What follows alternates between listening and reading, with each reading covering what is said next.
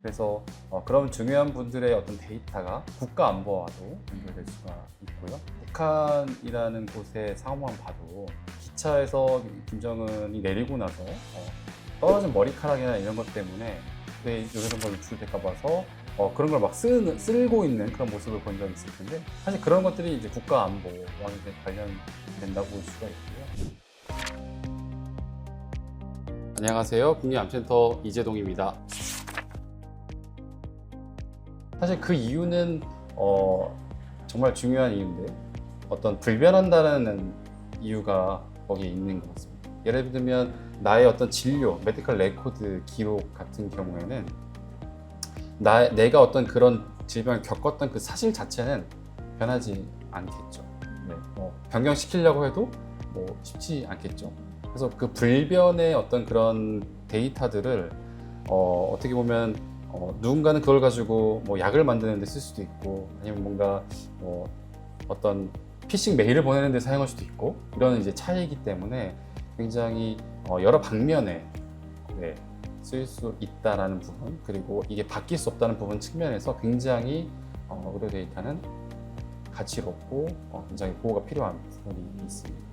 몇 가지 예를 들어드리면, 사실은 병원에는 굉장히 중요하신 분들의 데이터도 사실 많이 들어오게 됩니다.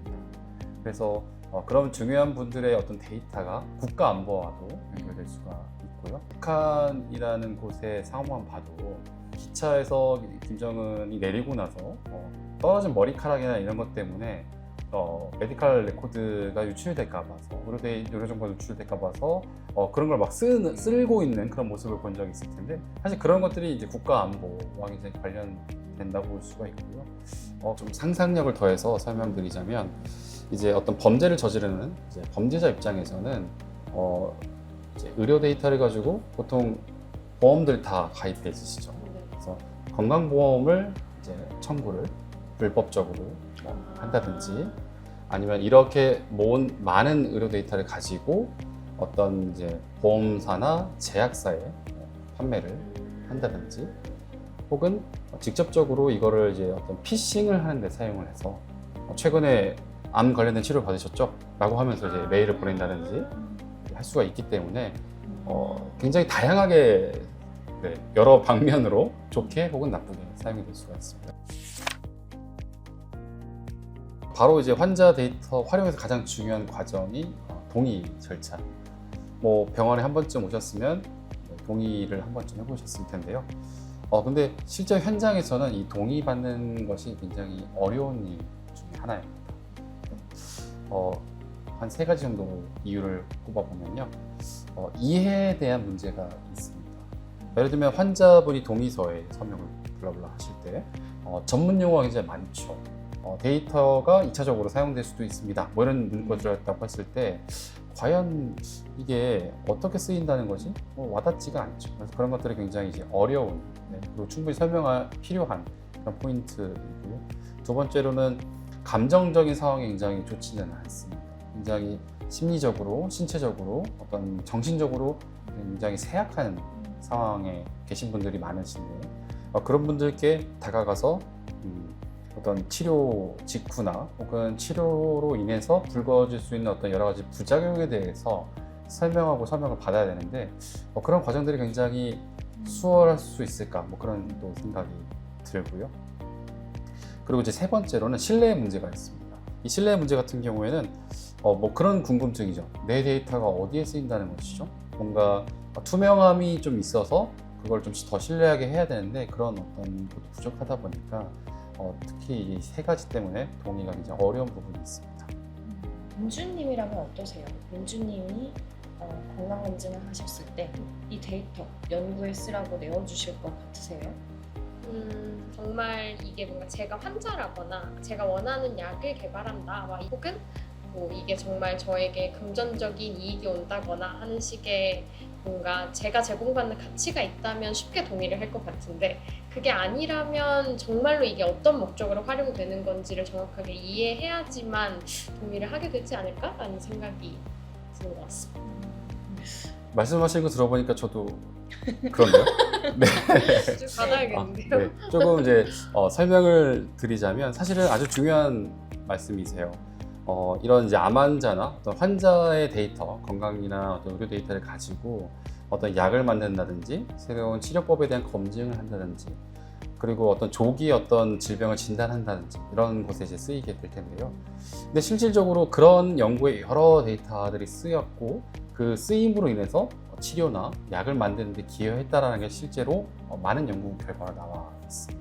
그래서 이제 이런 것들을 이제 잘 설명하고 체계화해서 뭔가 진행해야 되는 어떤 긍정적인 동의 모델, 어떤 이익을 공유하는 모델 이런 것들이 아마 필요하지 않겠나라는 생각이 듭니다.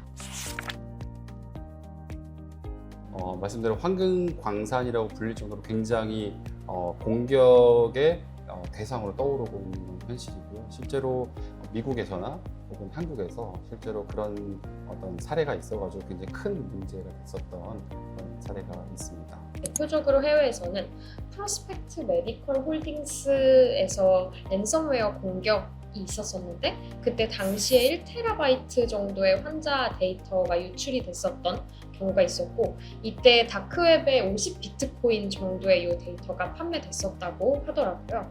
비슷한 사례로 국내에서도 이런 사례가 있었었는데요. 서울대학교 병원에서 2021년도에 해킹 사건이 있었다고 알고 있고요. 약 83만 명 정도의 되게 다양한 많은 데이터가 유출된 사고였었던 걸로 알고 있습니다. 그래서 왜 그런지를 좀 꼽아보면 한 3가지 정도의 이유가 있다고 생각해 볼 수 있는데요. 첫 번째로 이제 꼽을 수 있는 이유는 아무래도 시스템 관련된 사항인 것 같습니다. 병원에 있는 시스템들이 굉장히 오래됐고 그 오래된 시스템을 유지보수를 한다는 건 굉장히 쉬운 일이 아닙니다. 그래서 이런 이제 오래된 시스템을 사용하고 있어서 어떤 최신의 보안 패치가 적용이 안 되거나 혹은 이러한 상태에서 이제 방치가 됐을 때 해커들은 굉장히 문이 열려 있는 그런 이제 상태이기 때문에 굉장히 쉬운 부분이 있고요. 그리고 굉장히 복잡한 어떤 병원의 어떤 구조가 또 이유가 될 것 같습니다. 병원이라는 공간에는 뭐 의사, 간호사, 뭐 방사선사랄지 그리고 그들과 함께하는 여러 협력 업체들이 존재하고 있는데요. 그래서 굉장히 복잡 다단하고 뭔가 관리하는 데 있어도 굉장히 이제 쉽지 않은 그런 구조가 두 번째 사유로 꼽을 수 있을 것 같고요. 그리고 세 번째로는 아무래도 보안 투자에 대한 아무래도 좀 부족함이 되지 않을까 싶습니다. 두 가지만 좀 말씀을 드리면 사실 기본적으로 이제 암호 기술 같은 걸 저희가 많이 사용을 합니다. 그래서 이제 암호 기술 같은 경우에는 아무래도 기존에 존재하는 여러 가지 전통적인 혹은 현대 암호 방식들이 있고요. 그것을 넘어서 최근에는 이제 뭐 양자 내성 암호랄지 아니면 양자 암호랄지 이런 것들까지 저희가 고려해서 하고 있고요. 그리고 이제 보안이라는 게 어떤 기술 하나만을 가지고 뭐든지 다 해결을 할 수가 없습니다. 그래서 이제 보안 체계적인 측면에서 요즘에 많이 유행하고 있는 워딩이긴 한데 제로 트러스트라는 이제 것을 통해서 뭔가 기존에 믿었던 것도 믿지 않고 어떤 제로인 상태에서 뭔가 한다 뭐 이런 컨셉으로 하는 그런 개념도 체계에 적용해서 하는 그런 부분도 있습니다. 교수님, 그런데 양자 컴퓨터의 등장 때문에 이제 의료 보안도 뚫릴 수 있다라는 이야기들이 있던데요. 양자 컴퓨팅이 적용된 그런 시스템 등장이 말씀대로 기존의 암호 체계를 깰 수도 있다. 이런 건 사실은 어느 정도 이제 사실인 부분이 있습니다. 그래서 여러 가지 대안으로 떠오르는 어떤 기술들이 있는데요.